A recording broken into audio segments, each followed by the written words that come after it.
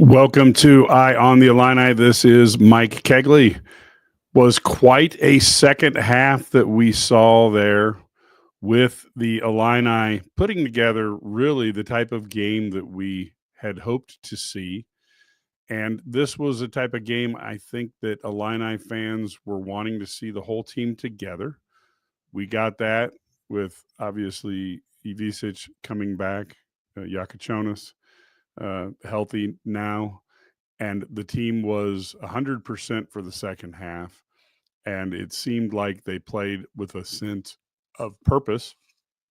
And the other thing that we saw was that the team actually came together a little bit under what looked to be Brad Underwood kind of going as a flow of who was hot as opposed to a pre-game rotation pattern. I think that was good. And I think one of the things that I talked about on Twitter and on IlliniGuys.com back in the message boards is this team is a tough team. They don't give up. They do fight.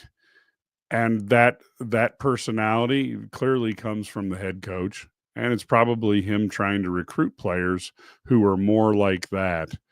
And yeah, we will talk about the Lakers trade later on when Ked and Brad get on here because that's a fantastic subject.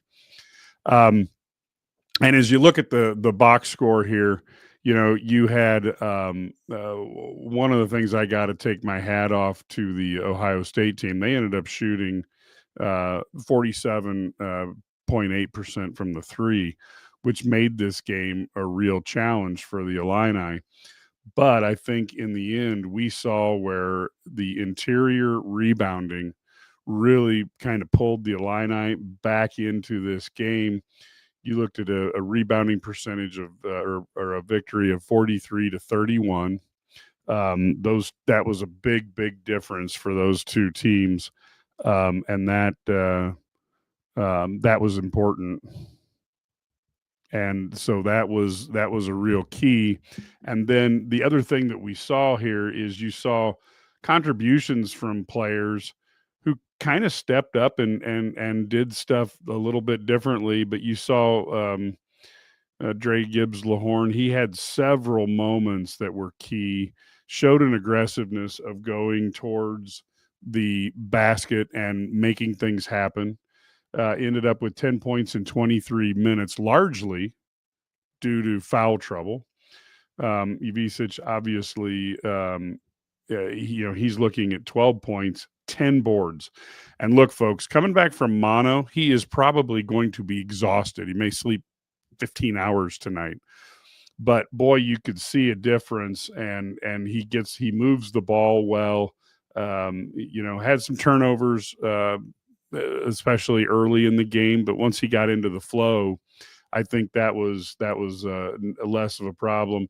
Morez had a spectacular game, coming on at really hitting hard, 14 points and 15 boards. Just had a tremendous one. And folks, he didn't get into foul trouble, and he dunked. I think that was probably the main key is instead of hesitating, he just threw it down, and that is a big difference and much more challenging to deal with. Trey White ended up with no points, 0 for 2 shooting, probably a little bit less exciting of a day for him. Yakachonis, he was at 8 points. Had 3 rebounds, 7 assists, had 4 turnovers, but only one of those turnovers was in the second half. And I think Brad Underwood kind of went with, hey, let's get guys who are playing good. Let's keep them in there, maybe a little less minutes for Kasparis in the second half. But I don't know that was necessarily a bad thing. Rickhouse had 17 minutes, ended up with 5 points, 3 boards, and 1 assist, had a couple of big plays, offensive rebound in the first half that led to a 3, cross-court passed it over to KJ, who then hit Boswell for a 3, had some nice defensive plays and backed a guy down, a little booty ball.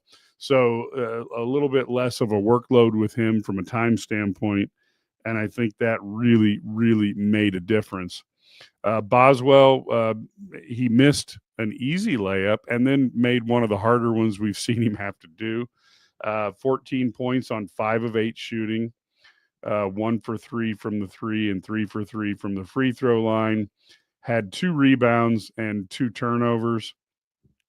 And of course, we had Will Riley with 24 points. He ended up 7 for 9 from the field, 1 for 1 from the 3, 9 for 12 from the free throw line, had 3 boards, 1 assist, and 2 turnovers. So you're seeing with him, you saw him come alive in the second half.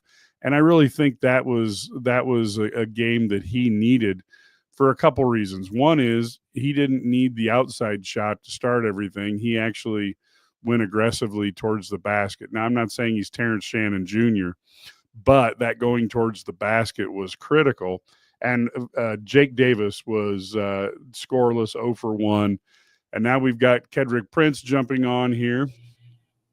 And Kedrick, this was a new team in the second half. I got to be honest with you. This is the Illini team that we all saw. I guess we haven't really seen them since right before KJ got hurt. Mike, I'm sorry to the listeners for being late. I have to go celebrate by myself. 2 big wins today. So I don't know what you've covered. So if I repeat myself, Mike said I'm really sorry, but just a great gutty performance today. I just have so many. I want to give props, number one, to the coaching staff. I have to give them credit because they made changes that a lot of people have been crying and complaining about. Whether they listen to us or not, don't know. We've talked about wanting to see Merez and the Beaches play together. He did it. I wanted to see Drayvon Gibbs-Longhorn get more minutes, and he got it. I wanted to see Will Riley get more minutes today with a different team and a different game situation, and they got it. And probably the most important thing, when you want to talk about making adjustments, I haven't looked at the stat sheet, but I'm going to pull it up as we do this podcast. They did what I said last time. Quit jacking them threes and attack the basket. And they did. And they won the game. And that was my complaint. Whatever it takes to do to win the game, that's what you do. And today they did it. And I will say this in closing. There are 3 teams in the Big Ten tournament that, as a reporter, analyst, I do not want to play. Maryland, Ohio State, and USC. I think those are the 3 most underrated, dangerous teams in the conference. I wouldn't want to play either one of those teams in the tournament because they're good enough to beat anybody from 1 through 18. Yeah, I totally agree with that. And we saw, Royal, we were big on last year, and Brad and I had several conversations on like why aren't they playing him more, and we're seeing this year that you wonder what could have been last year if he'd actually got a little bit more playing time. A couple things, Kat, I'm going to say some stuff that probably shouldn't be said, but that's kind of my job. Let's roll with it, baby. It almost seemed like Brad Underwood decided, I don't care what NIL dollars are out there. I don't care what players and parents and people around the program think the playing time should be. I'm going to look at who's playing on the field and damn the analytic, or on the court, and damn the analytics. If somebody's playing good, I'm going to keep them in the dang game. Let me respond. I can't wait to respond to that. Mike, exactly. Brad Underwood, I want to tip my hat, but I don't want to show my bald head. That's exactly what happened. I mean, we're not going to play the political game here. Not today. Because a lot of people felt, and then some people will say it publicly, and there's a lot of media people, so don't hide and pretend that you haven't said it. And not just at Illini, guys. A lot of media, local and nationally, thought, why in the hell is Drayvon Gibbs-Longhorn sitting on the bench? Why in the hell is Merez not playing more than what he should have been playing? Why? It's okay to sit KJ because he wasn't playing great. Brad Underwood did today, and I'm extremely proud, whether it was him, Tyler, Orlando, Jeff Alexander, whoever made that decision. I could care less. They did what they should have done because, like I said the last podcast, if you want to get someone's attention, the best way to do it is to sit their ass on the pine and make them reflect on it. And they did that today because what you saw today was Drayvon Gibbs-Longhorn get a start, who had a monster dunk. He gave them 10 points today. I tell you, who really stepped up was Kylan Boswell. He was a guy that lost his starting spot, and he didn't play. I mean, and you know what? He had 14 points today. I don't think he shot bad shots today. I was okay with his shooting today with what he did.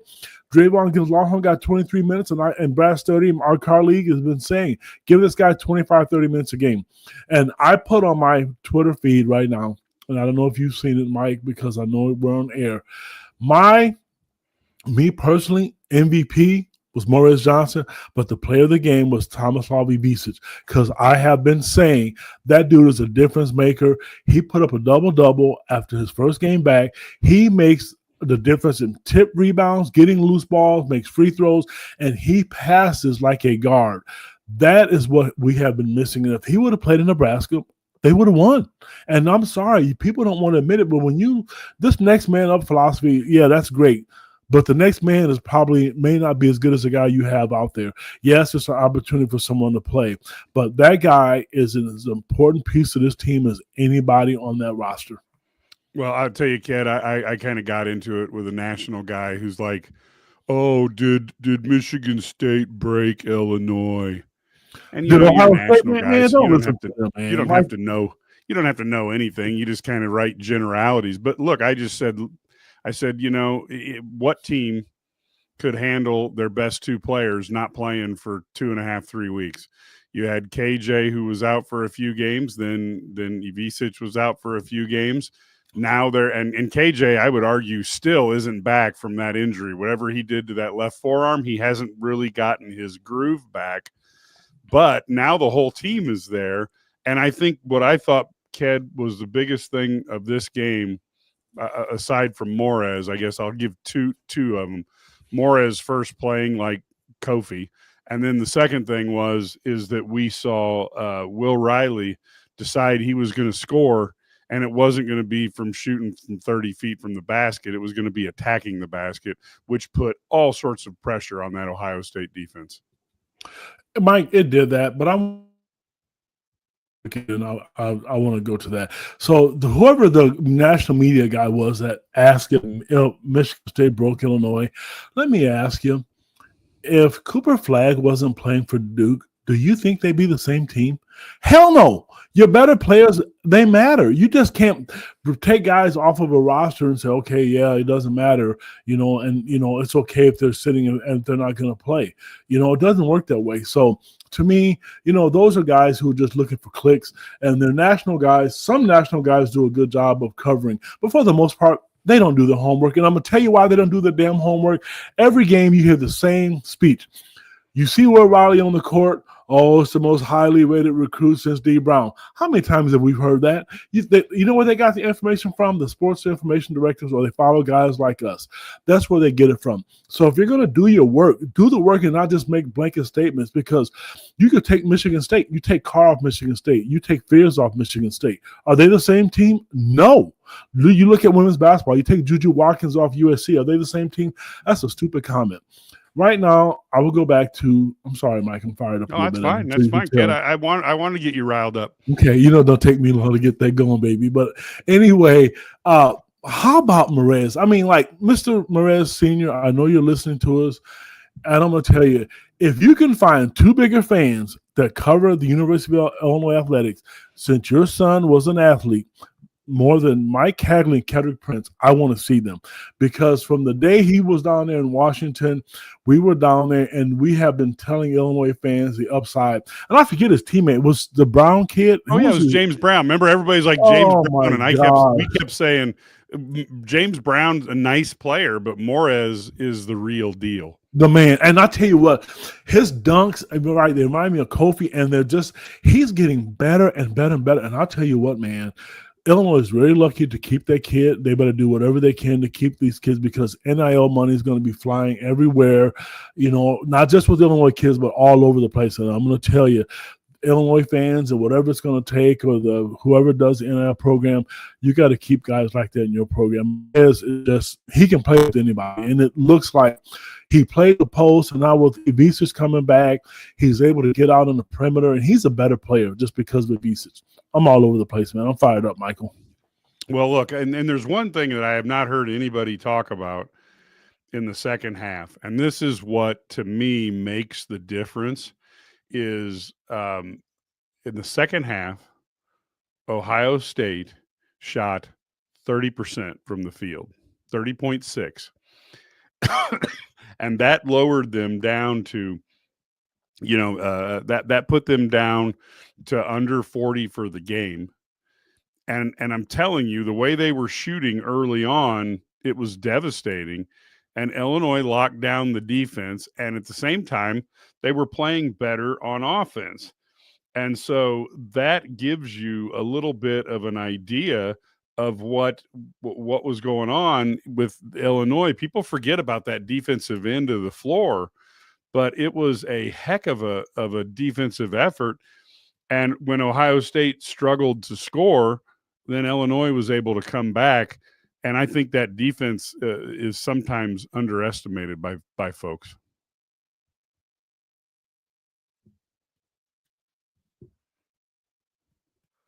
Hit you muted yourself, kid. I'm so sorry. I apologize.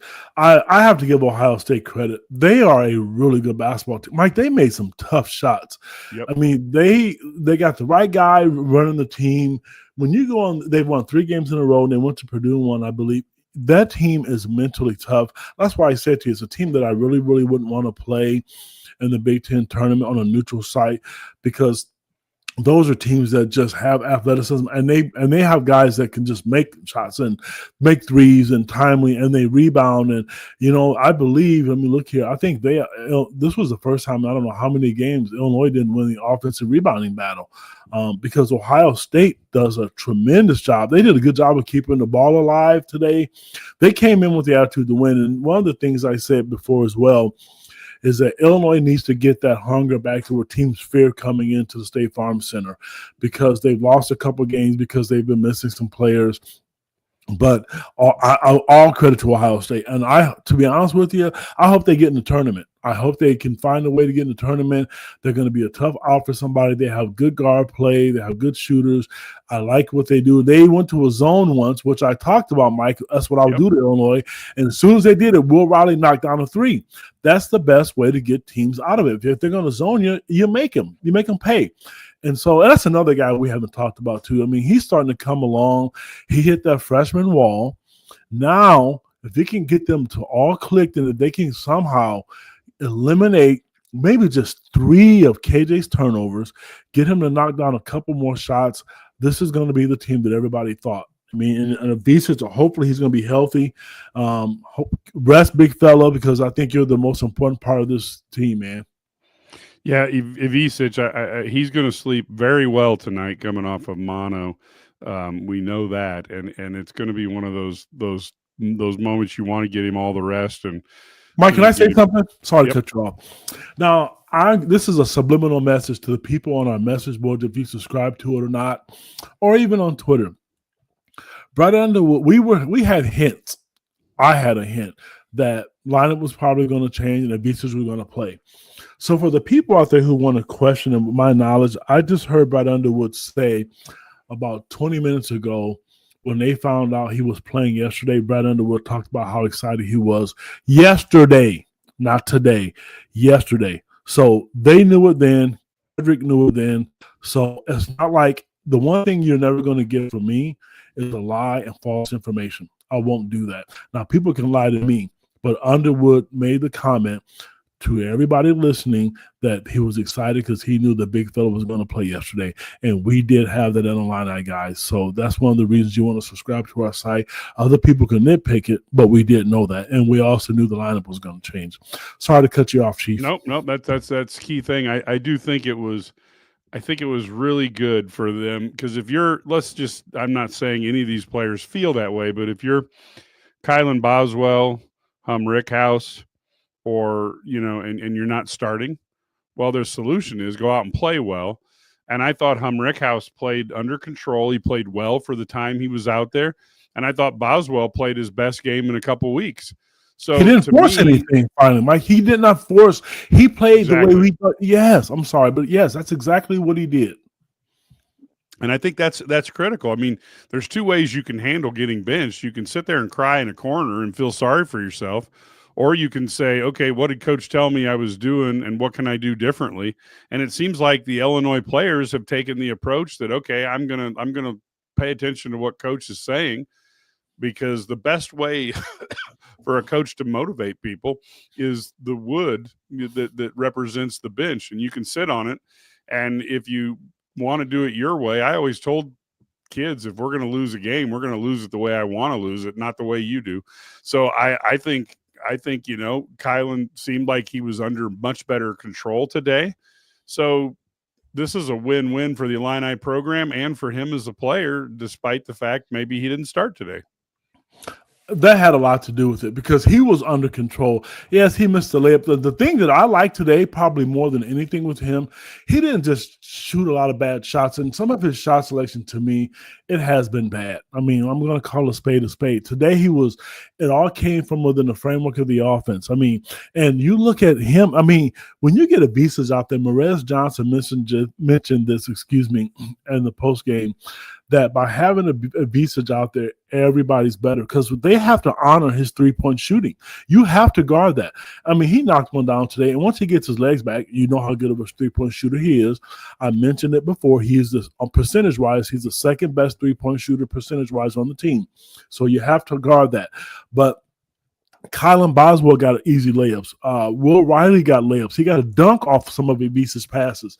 This is why he's such an important piece of the team. He is the glue to that whole piece out there. So everybody looks better with him. And even there was a couple times KJ went to the basket. And I know I thought about you when he went to the basket once and the guy grabbed his arm and called a foul. But when they get him at the high post and they spread the floor, you better have some help defense because the pieces he'll carve you apart. Yeah, I know. I totally agree with that. Now, one quick point, Ked, that I know you were paying a lot of attention with split screen TVs and stuff. You might want to give people a quick update on what the Illini women today, because they had a first in all time for the Illini women as well. I do a lot of coverage to the Illinois women's basketball program. And a lot of it is because my daughter played Division II basketball, so I've always been invested in it. I ran my own men's and women's AAU program. And I'm going to tell you, Shauna Green is from the Quad City area, from where I live at. And I remember I watched the game this week, and I forget who the play-by-play announcer was, but they made a comment that when Shauna Green took their job, when she was interested in the job, they told her she was crazy, and they were, what the hell are you doing? That job is you don't want that job. You know, that's a death sentence.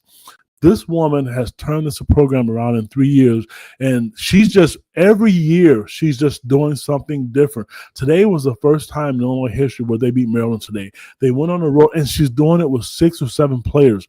They have a 6'7" center, Lady Vascones, who is a transfer, tore ACL sitting out. You have arguably one of your best athletic wings, and Gretchen Dolan, who's sitting out. Your all Big Ten performer, possible player of the year candidate, Micaiah Cook, is out for the year. And she's just continuing to win. And it's just amazing to me because right now they beat Florida State, which is a ranked win. They beat Indiana. They beat Iowa. They're really playing really, really well. And she is an amazing coach. And if you're worried about recruiting, get online. They have the 7th best recruiting class in the country, according to ESPN. They're only top 10 team in the Big Ten, and women's basketball recruiting rankings come from Shauna Green and her coaching staff, Beasley, Smith, Calamity. They've all done a remarkable job. And, you know, we don't have enough time to talk about what Brett Beadham was doing because he's got the country on notice right now himself. So huge win for Shauna Green in the women's program. I know that she's talked about people out there getting out there and support them. You need to do it, because it could be the other way around. It was an easy cakewalk to beat the women. Now it's not. They got a 5-star in Barry Wallace from Ohio, Pickerton, Ohio. Shauna's running plays for this girl, and this girl's making shots, and she's growing up right before our eyes. And I'll say this is probably going to be the only negative thing I have on this whole podcast. Shauna is an excellent X's and O's coach. And if anybody wants to learn how to break a press, hint, hint, go see her because she is really, really good at it. You don't want to sideline out of bounds as far as getting balls in bounds. So I'm just saying she's really good at it, and it's not the same thing. She has a plethora of different plays to get the ball in bounds, and I would really, really encourage people, if you're looking at X's and O's, she's a good person to follow. Yeah, totally agree. And I wanted to give a little bit of love out to the women's team. And of course, folks, for you guys who are obviously thinking about this, Illinois plays Wednesday night, 7:30 on BTN. We will do, they're at Rutgers, and we will do our halftime live, and we will do a post game immediately after the game. So that should be a ton of fun. A couple questions that people had, Ked, that I wanted to say now. We have Morez, the superstar. He said a month ago. Well, you and I were years ahead of this, but I'm not certain I would say a young Joel Embiid, because Joel is a massive human being, and while Morez is a big guy, Joel is a aircraft carrier. I sometimes when Morez is out there playing, he reminds me a little bit of Derek Coleman. He just does that relentless rebounding, Ben Wallace, that type of thing. And Morez doesn't take any prisoners. I mean, he's that guy at practice that, when you're supposed to just be doing a walkthrough, is playing you 100%. And you're like, get off of me, man. That's Morez. Any thoughts on that, Kid? Well, I remember going to the beginning of the season, I had a chance to talk to Coach Underwood and some of the coaches, before the season started. Here's what the three things that they said to me. KJ is an NBA player. Ivica is probably the best three-point shooter on the team. And then they said that if somebody can find a way, if you want to win scrimmages, you have to have Morez on your team, because every rebound he goes up and he gets it. And that's exactly what we're seeing. He is a star. He's growing up right before our eyes. I'm happy because I see some enthusiasm from him. That's not what he does, and he's not like that. He's happy. I mean, just hearing his post-game interview today was great. It's hard when you're coming out of high school or transfer, when you're used to being the man. It is hard because once you get to college, whether it's football, basketball, golf, everybody's good. So Morez waited his time, and I knew how good he was, but I'm not going to pretend that I think what he's doing right now, I didn't think would happen, Mike. I just did it. He's getting better and better. People aren't stripping the ball from him as much. He's able to spin around and move to avoid contact. Kudos to Orlando. I said from the very beginning, Orlando is a hell of a big man's coach. When Kofi first came in, all he could do was just flex his muscle like the Hulk, red or green, and dunk over people. Now he was able to go left, right, look. You're going to see Morez. If he stays at the University of Illinois, which I hope he does, you're going to see his game develop and change to something you've never seen before, because he's a lot more mobile than Kofi, I think, and he runs a little bit better than Kofi. So you're right. He's growing up right before our eyes, and he's even improved his free throw shooting. Before the season started, he walked up there, you knew it was 0 for 2.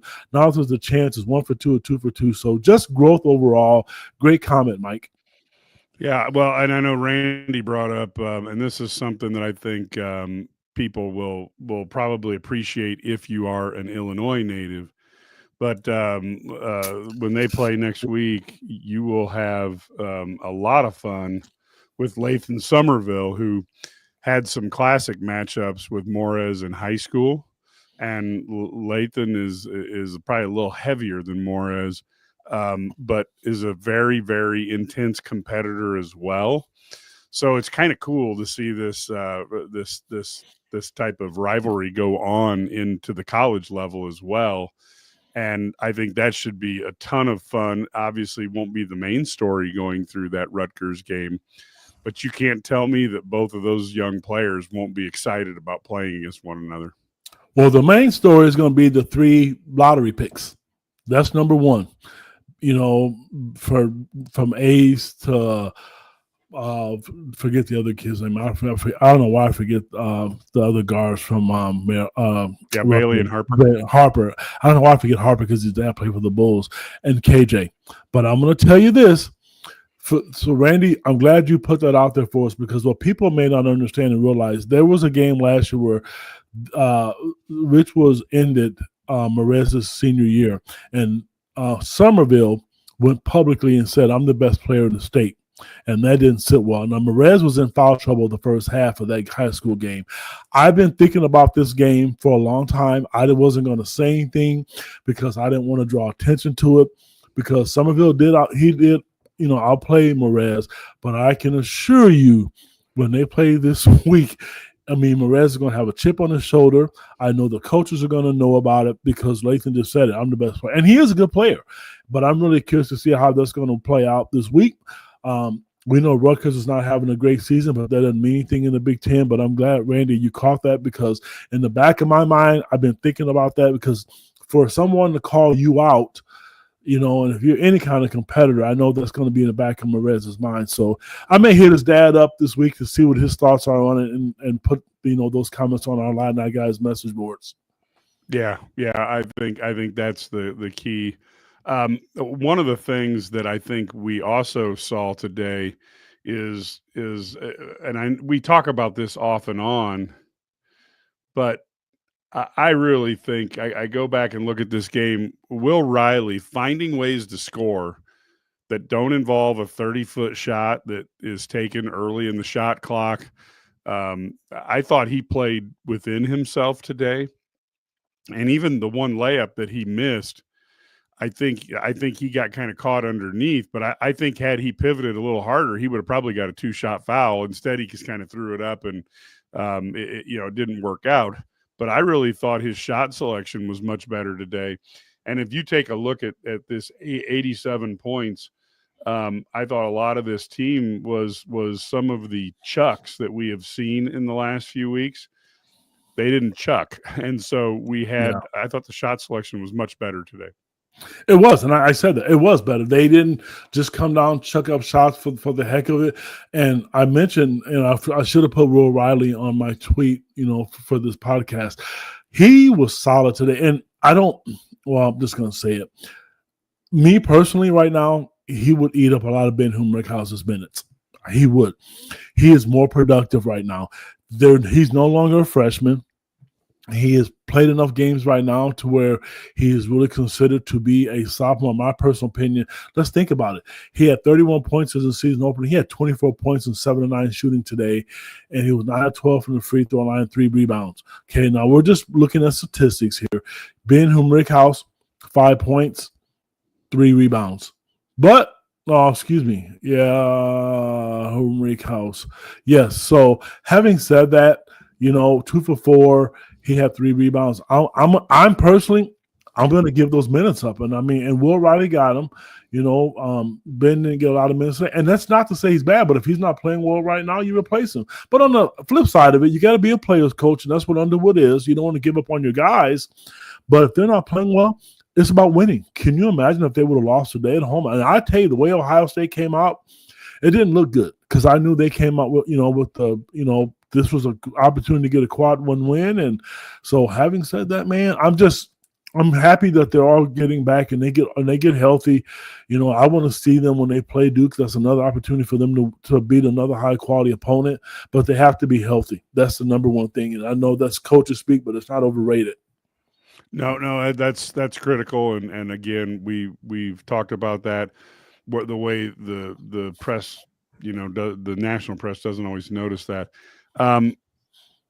Probably the only person who probably didn't play as well as we thought was Trey White. I expected him, Ked, to do a lot better with Ivisic out there being able to spread the floor for him and give him cutting lanes to the basket. And I was surprised that he had such a nondescript game today. Any thoughts on that? I do. I'm not going to read much into that, because you know why? Everyone else picked up the slack. Because the role that he took, where he's usually slashing off Visa's passes. I think today Will Riley took some of that today. I think Draymond, took some of that. And I even think kind of Oswald did. So, yeah, individually it may look bad, but just as far as the team, it doesn't matter who's doing it. It just looks better. And with this offense not chucking up shots, they had 1, 2, 3, 4, 5 guys in double figures. Gib Longhorn with 10, Avises with 12, Morez with 14, and you had Colin with 14, and Riley with 24. So when you're out there, you really, really want to be effective when you're out there. And so that's, I think right now, and then I like the fact that when Brad changed his lineup, and that's my favorite lineup, to be honest with you, there's a reason he went with Trey White. Trey White is a great, great rebounder. He didn't rebound well today, but when they played against Nebraska, he had 10, 11, or 12 rebounds. So one game to me doesn't mean that you should bench a guy, but we've seen enough body of work of all these players right now to say, hey, it's okay to make these changes, because I think the guys that he inserted today, I was totally okay with. And if there was another change to be made, and I'm cool with what's going on, if you're going to change another guy, that Will Riley trade would be with Trey White. But right now, that's working. And, Will Riley got 29 minutes today. That tied for the third most on the team today. Well, and 29 minutes, and you score 24 points. There is a lot of precedent in basketball history for that guy who comes off the bench and is like an adrenaline shot for a team. And I think Will Riley tonight reminded me a little bit of Vinnie Johnson from back in the old Pistons game, or even a little bit of a young Andrew Toney when he would come out and just go absolutely crazy for the 76ers. I don't know about you, but there's definitely there's a precedence for maybe not starting him. Well, there is, and that's okay. I mean, you're throwing a bunch of names around, man. I remember all those guys back in the day. Some of these listeners are probably thinking, who in the hell is Mike talking about? But I remember those guys. But it's okay, though. And if he's going to be that productive, and the way that I know he's in the NBA prospect, and that's what people are thinking, and that's great. They don't care about that. They look at those numbers today and what he's doing. That's, at the end of the day, that's what they care about, because he's not started all season. They could have, easily gone with him today, and they didn't. But if you're a player of any kind of magnitude, you should be happy. I'll give you another good example. Going back to the women's program, Barry Wallace is a McDonald's All-American on that team. And probably, in my opinion, she should be starting. But she doesn't start, but I think she gets the third or fourth most minutes on the team, and she doesn't start. So sometimes starting can be overrated, because Shauna Green is running plays for this girl. She's effective at what she's doing. So having said that, man, at the end of the day, starting is nice. It looks good because you hear your name being called out there with everybody else, and you get to go through the starting ceremony. But Will Riley hasn't started all season. And I'll tell you, it wouldn't surprise me if they did do it. It's not because Brad is afraid to do it, because he's proven right now that he has no problem making a roster change. And I think he saw the writing on the wall. I think the biggest reason was turnovers. And then you had guys out there like Draven, who was just a assassin out there, who brings energy, to the team. So I'm all for changes. And like you mentioned earlier, if you don't like the fact that you're sitting, then you go do something about it. It's like a job. Yeah. If you want to keep your job, you better go fight for it, because otherwise you're all replaceable. Yep, I totally agree. Here, for people are asking a little bit, so I'm going to throw this out there verbally. They're asking for the plus minus. Now, again, folks, this is just one stat. There's a lot of stats people can use for a game, and let's just be real honest here. If I was out on the court, I would screw up the other 4 guys plus minus because I'm out there. But let's just look at this. Draven was at plus 16. Ivasic was at 8. Morez was at 4. Trey White was negative 22. Yakachonis was negative 11. Humrickhouse was plus 8. Boswell was plus 15. Will Riley plus 25. and Jake Davis was -3. So again, that's not a definitive stat. I know people love that stat, Not me. but it's somewhat. It can be. There's more than just It's not. You have to look at many factors when you're looking. You don't want to look analytics at one stat and make your decision. But there's a little bit of what Illinois did, and what I really enjoy about them today is, Illinois was 6 for 6 on dunks, and Ohio State was 1 for 1. And I just think there was a different mentality when they got the ball on the inside today. Morez played with a sense of urgency. You had Will Riley going to the basket hard and making things happen. Ivasic is probably the best passer on the team, and he's got the ball on the inside. So I thought it was a big difference, a big thing to the way they were playing on the inside today. Mike, they were. I mean, just, the way they played and the way they made adjustments to, what Ohio State was trying to do. And I was just here for it. I mean, I like the adjustments with them, and they did. And the other thing, you're right. You mentioned about the layups and, the dunks. Those are just freebies. And the other thing was, I mean, just the missed free throws, I guess, down the stretch. I know that kind of concerned some people down the stretch. I mean, they finished the game. They were 23 of 31. And, KJ was very uncharacteristic from the free throw line. He was 4 of 80. I believe he's an 89% free throw shooter or something like that. Some days that's going to happen. I'm just not, you don't want to see it happen in the game where it really, really matters. I'm not going to harp on some of the little things because it's not what it is. I mean, they were 4 for 20 from 3 today. I will admit that, which is 20%. And Ohio State was 11 of 23 and 48%. So you got to be able to somehow figure out, like they did today, shots weren't falling, but those shots are eventually going to fall. I mean, I'm just not panicking, and they'll eventually start to fall. I believe Visas was 1 for 5, and KJ was 0 for 5 today, and, that's part of it. So they'll be okay. I just, because KJ is a good three-point shooter and so is the Visas. I'm not worried about those guys. Yeah. Now, Randy has asked for us to explain the plus minus. So that basically is when you come into the game as a player, and let's say, it's 0-0, the opening tip, and you're in the game, and you're in for 3 minutes. And when you come out of the game, your team's up 15-5. You would be plus 10 for that time in the game. And that stat is kept for what the score is when you get in, what the gap is when you get in versus when you leave. And then over the course of the game, you add up that, and it just gives you an idea of how successful the team was when you were on the floor. Now, there's a lot of factors swirling around that. My plus minus would be fantastic if you put me next to LeBron James and Steph Curry and Michael Jordan and Magic Johnson. So I would look like my plus minus is pretty good.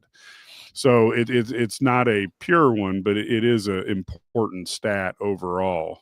It's just another thing to focus on when we're looking at that. Now, I also saw, here's an interesting one, Ked. So this is good to hear. Walking with the wife, and walked by somebody else who was listening to the postgame. So that's nice to know. We do our best trying to get on here after the game and give you some insight as guys who've formerly coached and Ked's covered the team for over 20 years. I've covered it for 4. We try to give you some insight. We'll have Sturdy coming on when he gets out of the locker room area.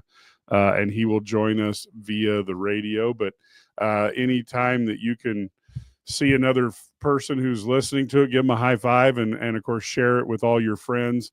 Make sure you hit the like button and use your social media to help support us. We really, really appreciate that. And then, Ked, I think the other thing, we'll save one of these questions for Brad, because we're going to talk about the trade last night that to be honest has stupefied people across the country with Luka being traded for Davis. I living down here in Dallas, the Mavs fans are literally depressed. Totally like what the heck happened to us. And then there's another one I thought was good. I don't know. Morez equals Moses Malone. That's a great one. Although people forget, I think Moses Malone is one of the most underrated professional basketball players of all time. Because when I grew up, that guy was averaging, I don't know, 28 and 18 or something like that, and he was like clockwork. So, Ked, that's a very, very high compliment. And if Morez becomes Moses Malone too, that will be a very lucrative lifetime for Morez in the NBA. How about Chocolate Thunder? You remember him? Mr. Daryl Dawkins? Yeah, it could be Daryl Dawkins. I mean, it's good. This is really good for Morez. I'll tell you what, if I'm Morez and get a good PR guy being from the state of Illinois, I'll tell you what, he needs somebody to help him because he can make a lot of money being an Illinois kid right now with his performance. So, but again, I mean, what's nice, we've had a number of people talk about Morez, and I'm really happy to see that. I am, just because here's a kid that deserves it. And I mean, Deion Thomas just talked to him about 20 minutes ago. He committed, and so did Brian Barnhart. He could have left. He could have left and say, hey, I'm backing out. That happens in football recruiting all the time. And so I kudos to this kid, and the fans love him. And if there was anybody on this roster where I can't tell you how many texts I've received and phone calls, play Morez more, play Morez more. This kid has done it, and he's proven people, right. I saw it, but I didn't think it would be this. I just did. He's really, really impressing me with how much better he's getting game by game. Well, Ked, we could have called ourselves the Eye on the Illini /Play Morez More podcast for a while there, so I feel good about that. And now I wonder. People talk about, and it was definitely a play that was noted on Twitter a lot. So basically, that dunk by DGL. Why don't you talk a little bit about that? I know that you obviously are really close to all the players. Your eyebrows had to be raised. I'm excited for this kid because here's why. And St. Dominic Rosary, I'm glad you mentioned DGL because this kid could have left. He is the only kid off last year's roster. I sound like a national guy right now because I'm telling you something that you already know.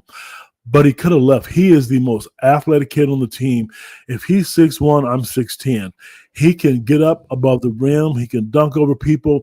And he is so confident. The thing that I've learned, and more I talk to him about his family, Draymond has played against some of the best competition in all of high school and college basketball.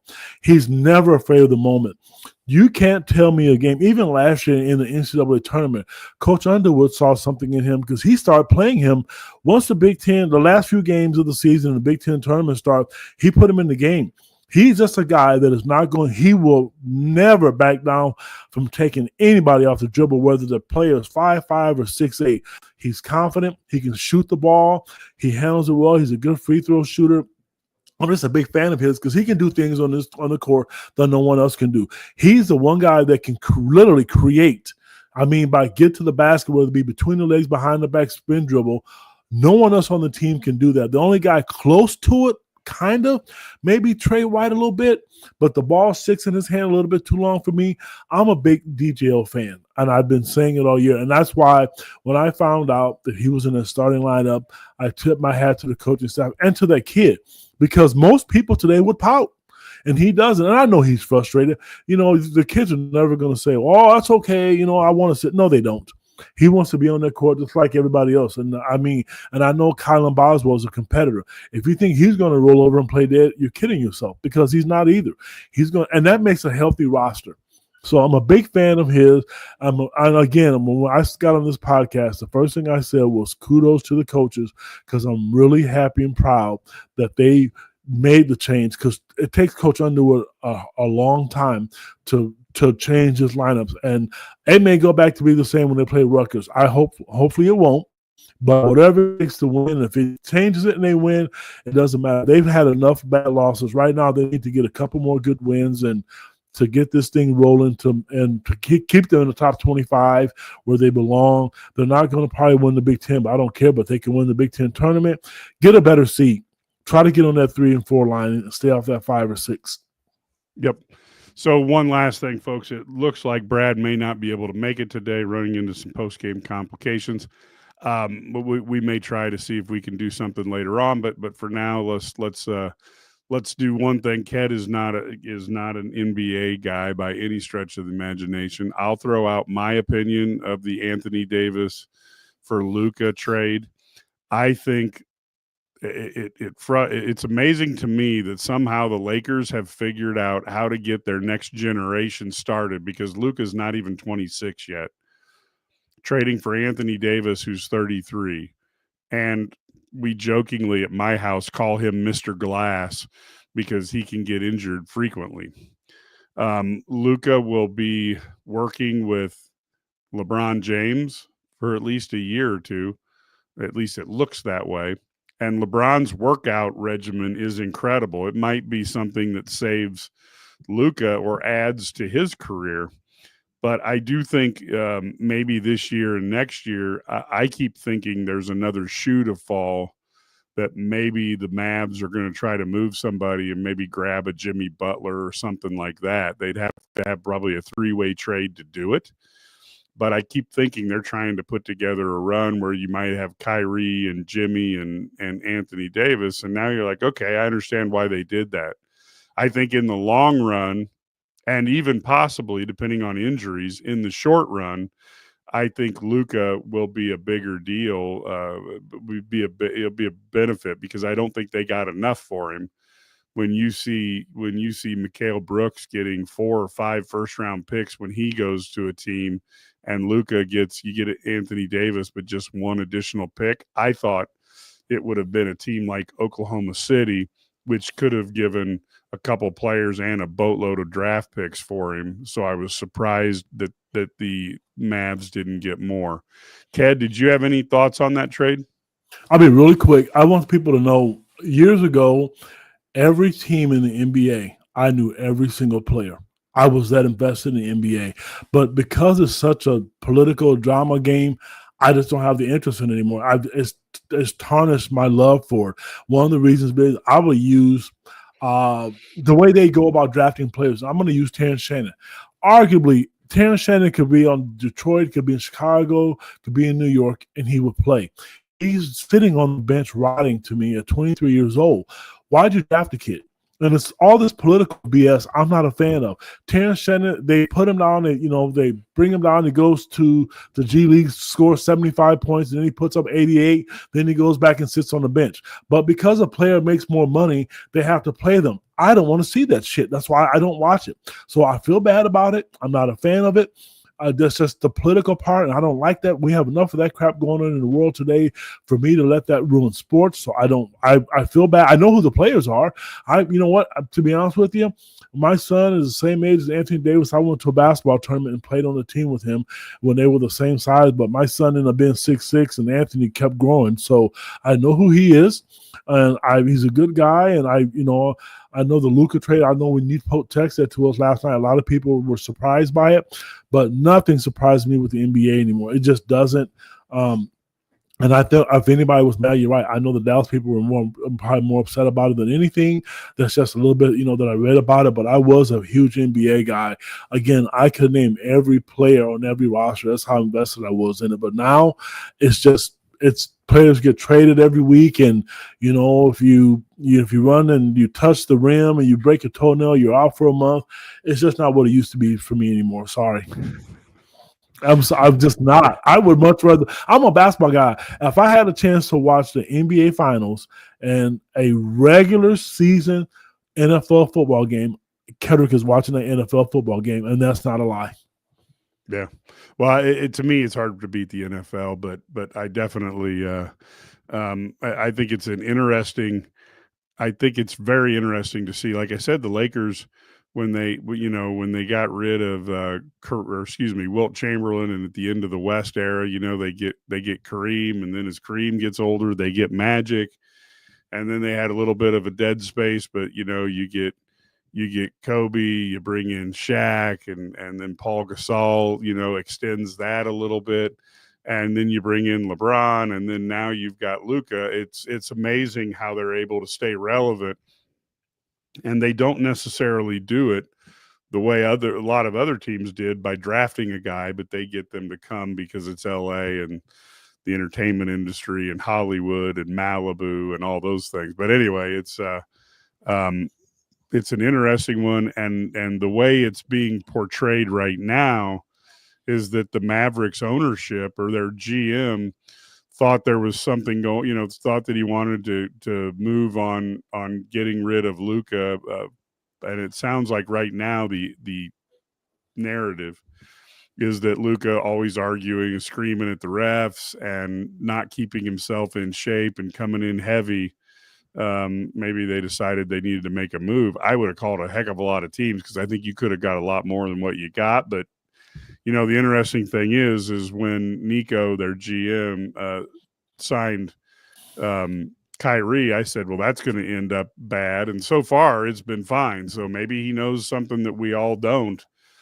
But man, I got to see a little more of this play out before I trade typically you look at an NBA player as being in their prime from 27 to 32, 33. And Luka's not, he's still 25, and you're getting a 32-year-old Anthony Davis with a creaky body. I don't know, just on that alone that I wouldn't have made that. And then the draft choice being 4 years out, I thought they could have got, 3 or 4 picks, every other year, get a first rounder. So I was a little bit surprising of that. Now the trade deadline's not over. I believe it's Thursday, I think. So they've got, there's plenty of time. There may be another shoe to fall.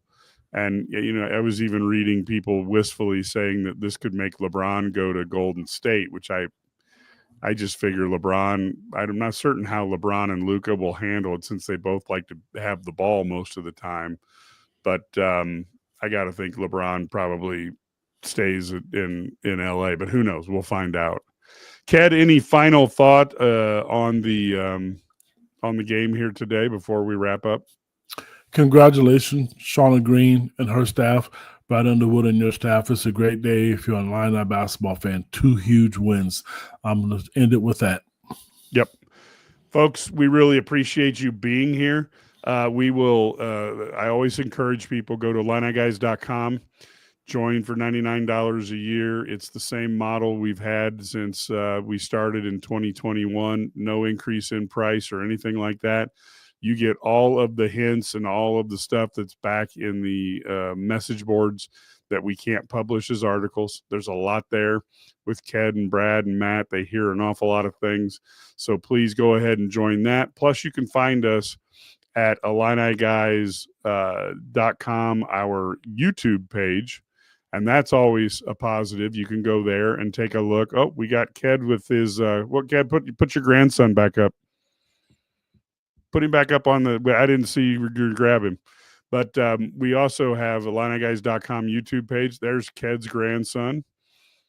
Everybody say hello, Illini Nation. There he is.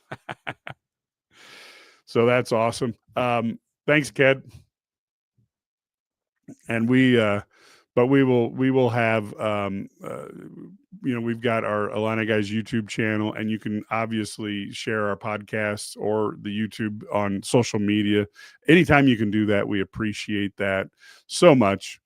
And we will be back, of course, with Eye on the Illini. We'll have our halftime live on Wednesday, and then we'll have our post-game show Wednesday night late. That's going to be a big one, and we're looking forward to playing Rutgers. That's been a tough place for the Illini over the last few years. Should be a heck of a game. Until then, folks, go Illini.